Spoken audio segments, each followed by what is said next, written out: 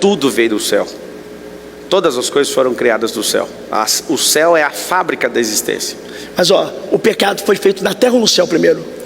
Se você for olhar o que é desobediência, quem foi o primeiro a pecar não foi Adão, foi o próprio Lúcifer, que era o guardador, o querubim da guarda. Então, mas o primeiro pecado foi no céu? Foi na eternidade. Foi na eternidade. Por isso que não tem perdão. Então o pecado veio do céu? Lógico que veio. Se então, ele pecou na eternidade... Mas veio de Deus.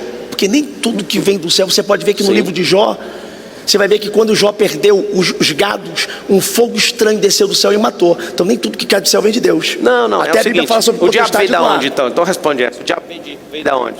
Lúcifer, né? Porque diabo é uma conotação de... Satanás. Ele veio da onde? Então, ele veio do céu. Lúcifer veio do céu. Ou seja, veio do céu não, veio de Deus, porque ele não pode se criar, foi Deus que criou ele.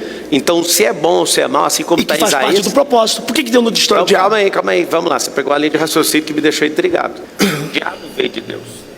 E assim como Isaías... Lúcifer. É porque a palavra do diabo vem do original, é inimigo, né? Igual a palavra pecado. As pessoas falam pecado é errar o alvo. Tem que entender que quando o hebraico ele é traduzido para o português, muda-se muita coisa. Eu sei, mas não tem nada que não tenha vindo de Deus. Tudo veio de Deus. Tudo veio de Deus. Foi ele que trocou o ex-querubim da guarda. Foi ele que trocou as 3 pedras preciosas da coraça e trocou pelo material que tem revestido do trono, que é o ouro. Ele quis ver o trono vazio, que era de Cristo. Então, ele mudou. E como ele não tem perdão, o pecado que você estava esperando eu responder que o pecado veio na terra, o pecado original não foi de Adão, o pecado original foi dele trocar o propósito que Deus colocou no coração dele.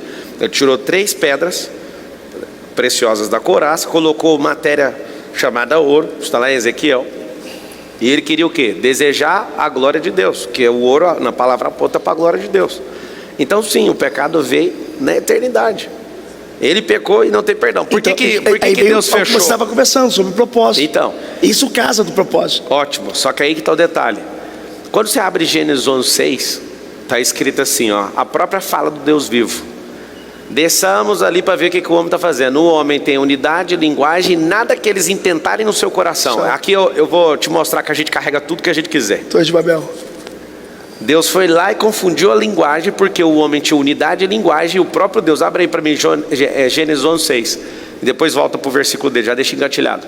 Lá fala o seguinte, fala que desçamos e confundimos a língua, porque eles têm unidade, uma só língua, unidade e linguagem, e vai dizer que ninguém poderá resistir ou lutar, porque tudo que se intentarem fazer... Se a gente juntou e começou a entender o que a gente carrega, não tem limite, chama poder ilimitado. Se o poder está saindo da boca do Deus vivo, é ilimitado, como que eu posso asseverar que as pessoas não carregam tudo que Deus colocou aí dentro? Só tem ilimitado se tiver tudo aí dentro. Então, só que aí vem um assunto que aí está conversando que eu não estou tirando a razão.